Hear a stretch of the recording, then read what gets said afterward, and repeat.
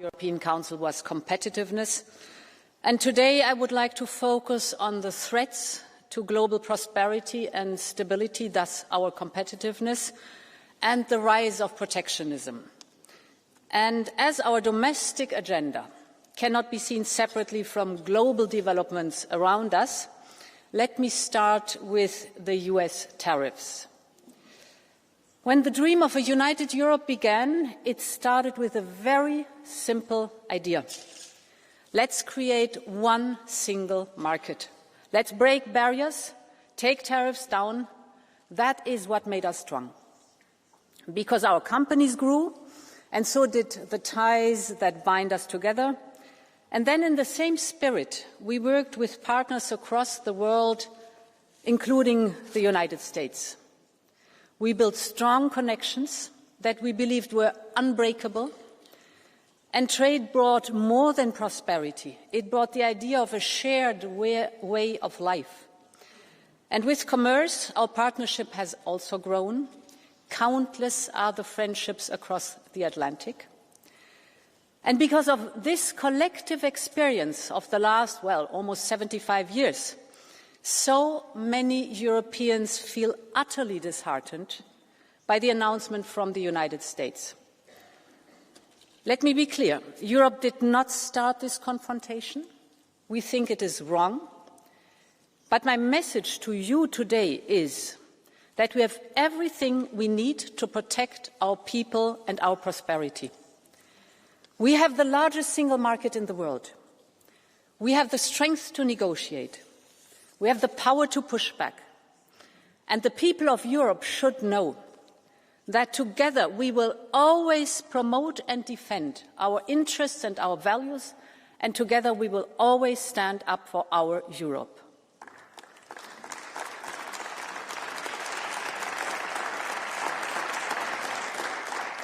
So far, the US administration has announced a 25% increase of tariffs on imports of steel and aluminium, cars and car parts.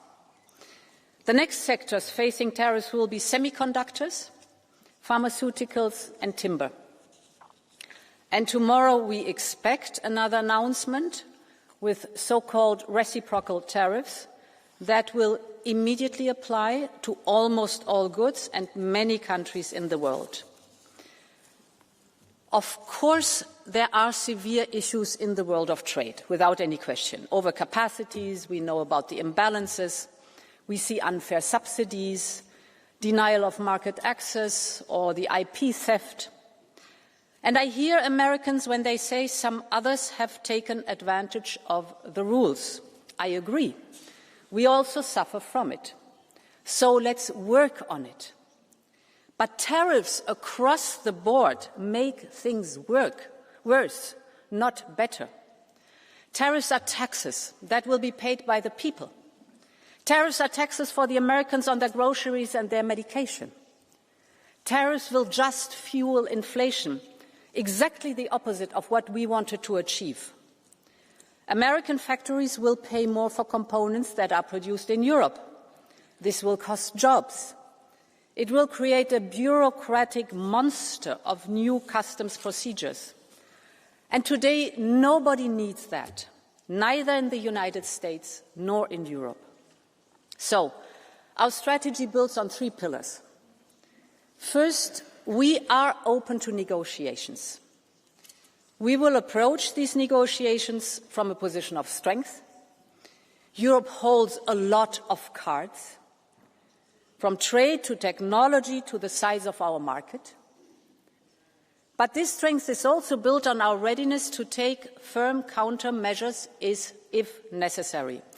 All instruments are on the table. Second, we will keep diversifying our trade with other partners. You mentioned it, Antonio. Our hallmark is not only that we are the biggest market in the world, but that we are reliable and predictable. We honor our commitments.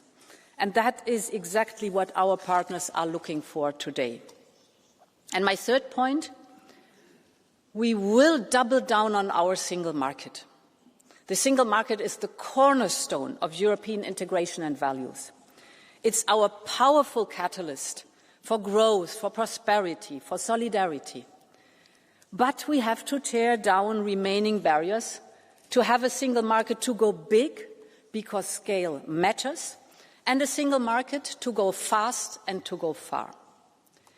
Now to the first point. Our immediate response to tariffs is unity and determination. I have already been in contact with our heads of state and government on the next steps. We have this parliamentary debate now here today, and we will assess tomorrow the announcements very carefully to calibrate our response. Our objective is a negotiated solution. But of course, if need be, we will protect our interests, our people and our companies. And I want to be very clear on the aim of our response. We think that this confrontation is in no one's interest. The flow of goods and services between us, the United States and Europe, is nearly balanced. Of course, we are willing to work on the trade balance of goods as well as on the trade balance of services. This is the largest and most prosperous trade relation worldwide. We would all be better off if we could find a constructive solution.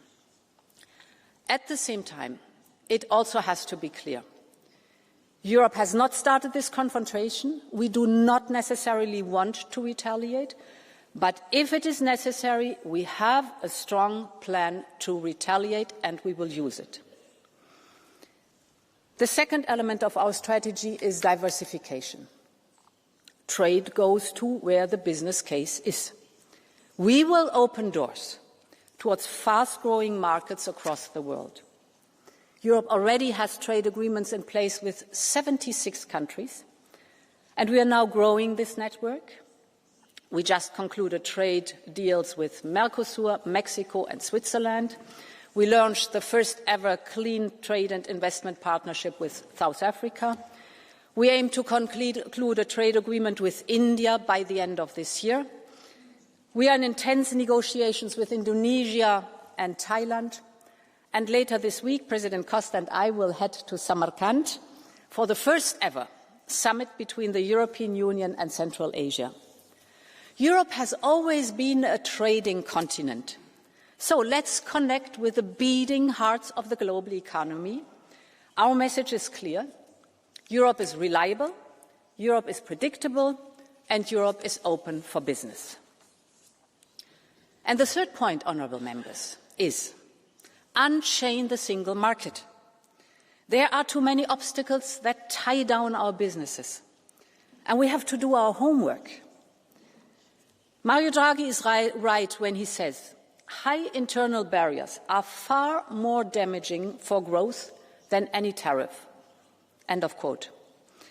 The single market, as I said, was born to tear down barriers between the countries, to erase customs and duties, and to make business inside the European Union as easy as possible. So we must go back to that idea and fulfill it.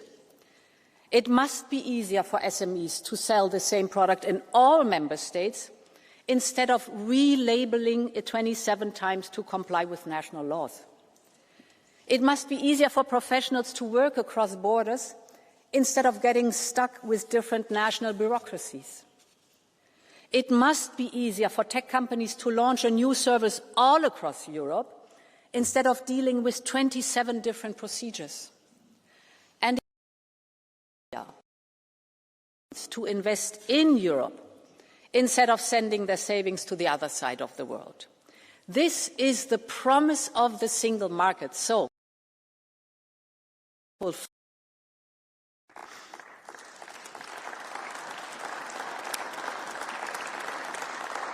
I know, honourable members, that the European Parliament has always worked hard to complete the single market. Now we have the generational opportunity to get it done. We have a strong consensus on the Draghi and Letta report among all of us. We have put ambitious proposals on the table, you know it, from the Savings and Investment Union to ensure that people get a better return on their money, but also that the companies find the finances they need in Europe, to our omnibus simplification packages or our union of skills, and more will come, including the 28th legal regime for innovative companies. According to the IMF, Europe's internal market barriers, are equivalent to a tariff of 45% for manufacturing and 100% for services. This simply cannot be. This must change now. This is why I have tasked EVP Séjourné to come up with concrete and bold proposals next month to remove most of these barriers and prevent new ones. These reforms are long overdue, and now they have become more urgent than ever. We all know, in a stormy global economy, the single market is our safe harbour.